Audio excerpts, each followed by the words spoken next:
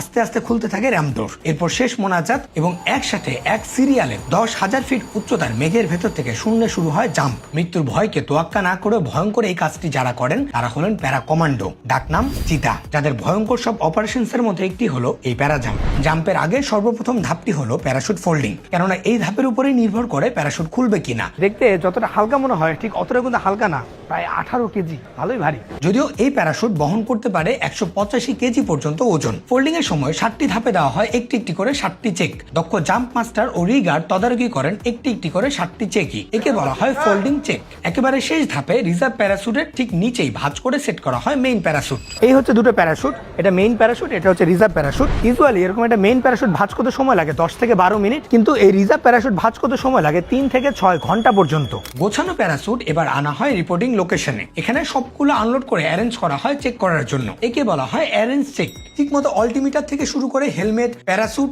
ও অন্যান্য ডিভাইস শরীরের সাথে সেট করার পর্বটা শেষ করে ফেলতে হয় এখানেই। এর পরপরই দেওয়া হয় আরেকটি চেক, একে বলা হয় ওয়ারিং চেক। মাঝে মাঝে কমান্ডোদের মনোবল বাড়াতে দেখতে আসেন ব্রিগেড কমান্ডার নিজেও। এমনকি গ্রাউন্ডের সর্বশেষ পরিস্থিতি সম্পর্কে পাথফাইন্ডার হিসেবেও ধারণা দেন তিনি। ফাইনালি তারা প্রস্তুত হলে শুরু হয় বিশেষ দোয়ার পর্ব, যেখানে আবারও মনে করিয়ে দেয় সৃষ্টিকর্তার প্রতি তাদের অগাধ বিশ্বাস এবং প্রমাণ করিয়ে দেয় তাদের শক্তিশালী ইমানি পরিচয়। দোয়া মোনাজাত শেষে কমান্ডোরা একে একে এগিয়ে যান এয়ারক্রাফটের দিকে। আজ এখানে এয়ারক্রাফট হিসেবে ব্যবহৃত হচ্ছে আর্মি এভিয়েশনের কাসা C-295W। অত্যাধুনিক এই উড়োজাহাজ বাংলাদেশ সেনাবাহিনীতে যুক্ত হয় 2017 সালে। তবে প্রয়োজন বা কাজের ভিন্নতা এবং ক্যাপাসিটির উপর নির্ভর করে এই এয়ারক্রাফট হয়ে থাকে বিভিন্ন সময়ে ভিন্ন ভিন্ন। একে একে সবাই এয়ারক্রাফটে উঠে গেলে দেখা হয় জাম্প প্ল্যান অনুযায়ী প্রত্যেকে ক্রমানুসারে ঠিকঠাক ভাবে উঠেছে কিনা। চেক শেষে পালা র্যাম ডোর ক্লোজ করে দেওয়ার। স্টার্ট দিয়ে আস্তে আস্তে এগিয়ে যেতে থাকে এয়ারক্রাফট। এরপর ধীরে ধীরে রানওয়ে এবং রানওয়ে থেকে দক্ষ পাইলটদের হাতে কয়েক সেকেন্ডের মধ্যে হাজার হাজার ফিট উপরে। এক একজন পাইলটের দক্ষতাও কিন্তু 2-1 বছরের না। এখানে এক একজনের দক্ষতা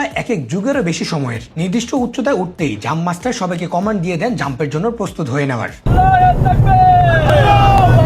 এর পরপরই আরেকবার সবাইকে চেক করা হয় যেন সবার প্যারাশুট থেকে শুরু করে সবকিছু ঠিকঠাক আছে কিনা। একে বলা হয় ফাইনাল ওয়ারিং চেক। সব চেক শেষে করা হয় আরেকটি দোয়া। পাইলট আস্তে আস্তে র্যাম ডোর খুলে দেন। তবে এখানে যারা আছেন সবার একটি নির্দিষ্ট হাইট ফিক্স করা, অর্থাৎ নির্দিষ্ট একটি হাইটে যাওয়ার পরে সবাই এখান থেকে জাম্প করবেন। প্রচন্ড বেগে বাতাস ঢুকতে থাকে। নিচে মেঘ ছাড়া আর কিছুই দেখা যায় না। যা দেখা যায় তা খুবই ক্ষুদ্র।